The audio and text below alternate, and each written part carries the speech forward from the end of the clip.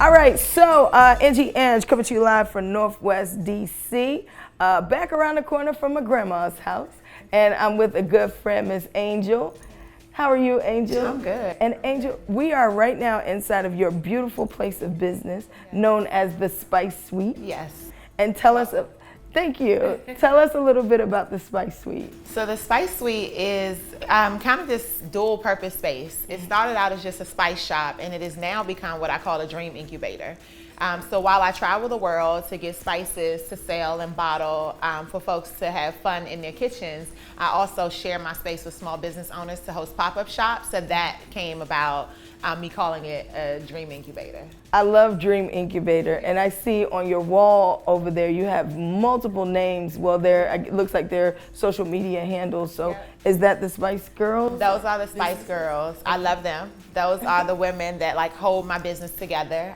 We have this, in some ways, like a barter relationship.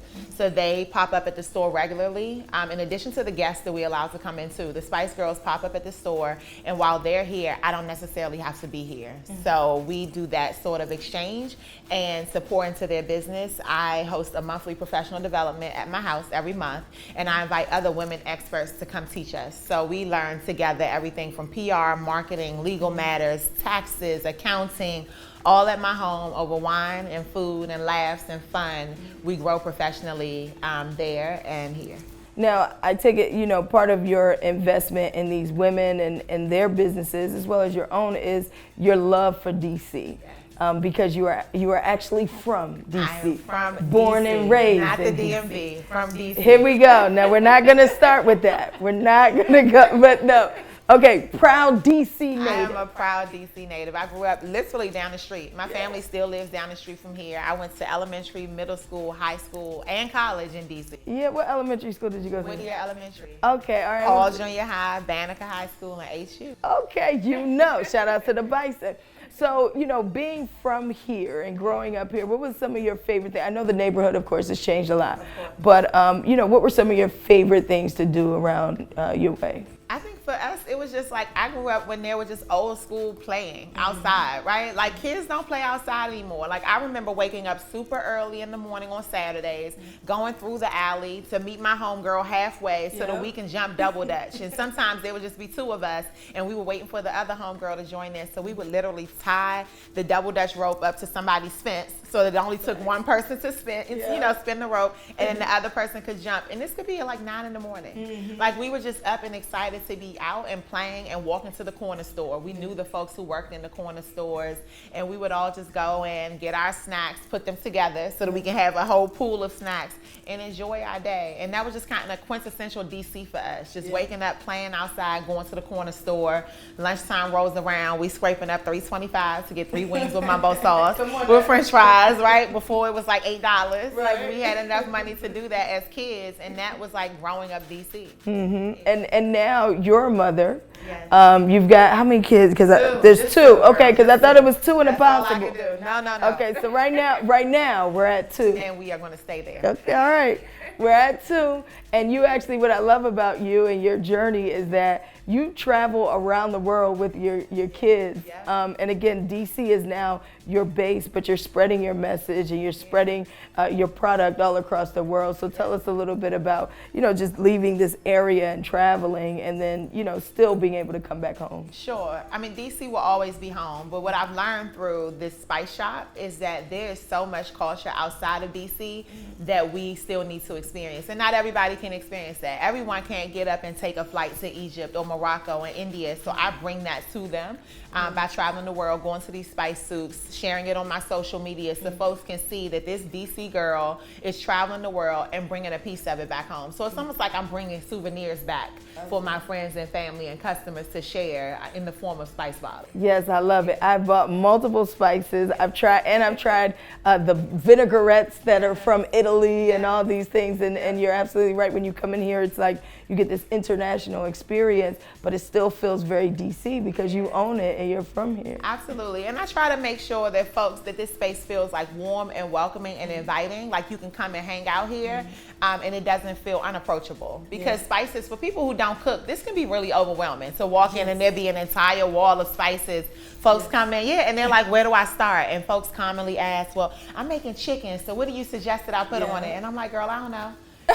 I just provide you with a bunch of options. Like, I'm not here to tell you what you should do. I'm just here to give you options and allow you to explore and have fun. Yeah, and you let us like mix and match stuff too. You put different spices together and package it and sell it. Which is why my motto is food is fashion. Like, I am the girl who wears lace and sequins, and I don't believe in matching. I don't believe that there are rules to things. I think you live and you dance to the beat of your own drum, and that is what I want to resonate here in this space. I love it. And Angel, before we wrap up, a couple things too.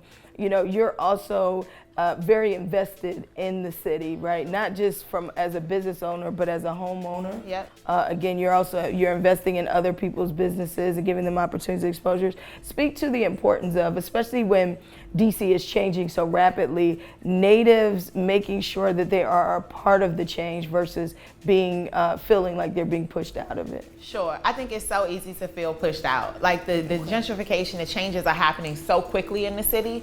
I think that one thing that helps us, or helps me in particular, to feel like I'm still a part of it is to have something, right? Like having the Spice Suite makes me feel like no matter what is going on around me, no matter if everything changes, I still have something, some place that I can call my own. And for some people that comes through ownership. Everybody's not in a space financially to own something or to open a storefront, but just having something, even if that's like grandma's house. Help your grandma to stay in her house, even if you can't, purchase your own. Help her to fix her space up so that it still fits on the block, so the developers don't come trying to throw her money because it looks like her house is, dilapidated or unused or unlived in.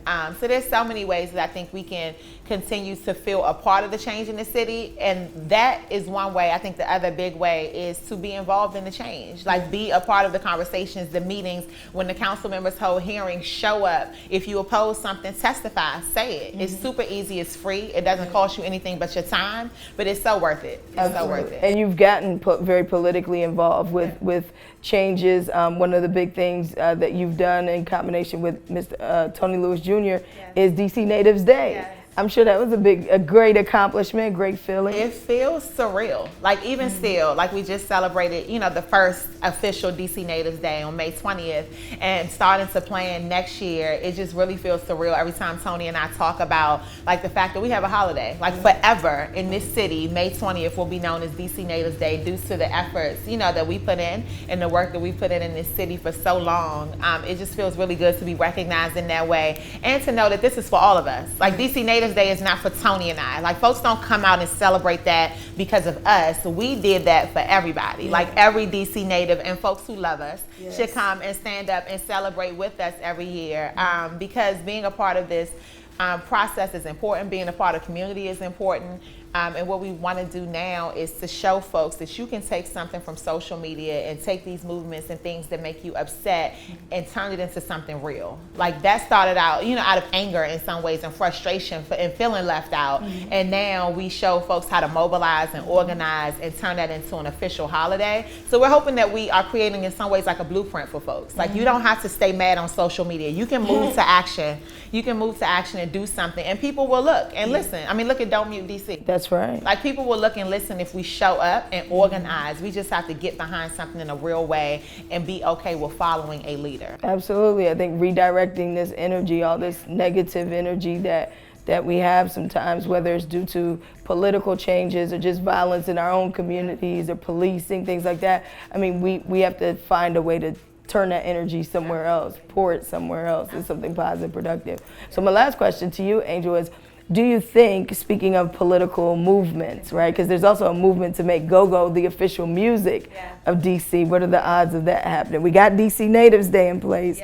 Will go-go be the official music? I think it's inevitable. Like, it's inevitable. Like, the way that folks have shown up, like, we've always known that go-go music is our thing, right? Yes, everybody who comes to DC, you have to hear go. You hear it. You have to hear it, and you fall in love with it. Absolutely. Like, it's really hard to hear go-go, especially live, and not fall in love with it. So I think seeing droves of people show up on 14th and U Street or 7th and Florida Avenue, less people see, like you get a visual of just how important this music is to us, and to see them show up peacefully.